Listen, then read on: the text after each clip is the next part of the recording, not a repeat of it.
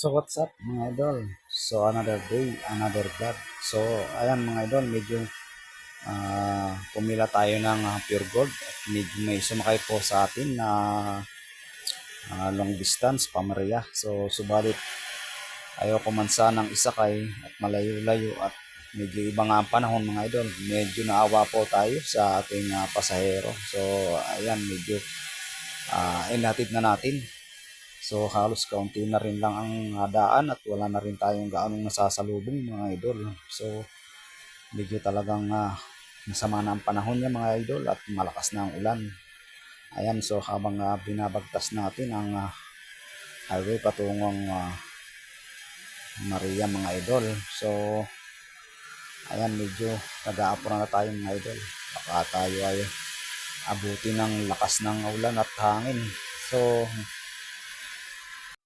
medyo malapit na tayo mga idol. Ayan, so narito na tayo sa may San Jose mga idol. Malapit-lapit na tayo. So natatanaw na natin yung kantuhan papasok ng bayan ng Maria mga idol. Ayan, so narito na nga pala tayo sa Maria mga idol. Ayan, so sa 7-Eleven na lang daw sila magpapababa yung ating pasahero mga idol. So ayan mga idol, at malapit-lapit na tayo dun sa ating paghahatiran dun sa sakay natin mga idol.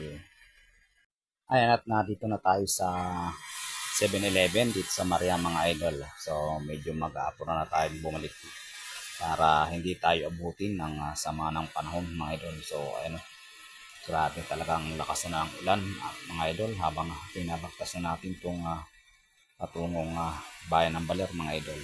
So medyo nag-aapura na tayo mga idol na makarating sa ating bayan mga idol para makauwi na rin tayo sa ating bahay mga idol. Medyo makapagpahinga na.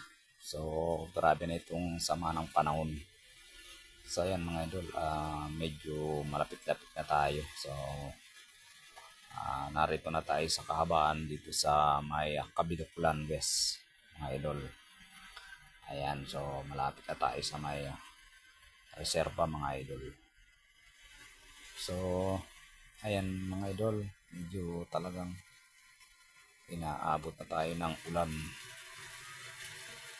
Matindi na itong kanyang hangin din mga idol.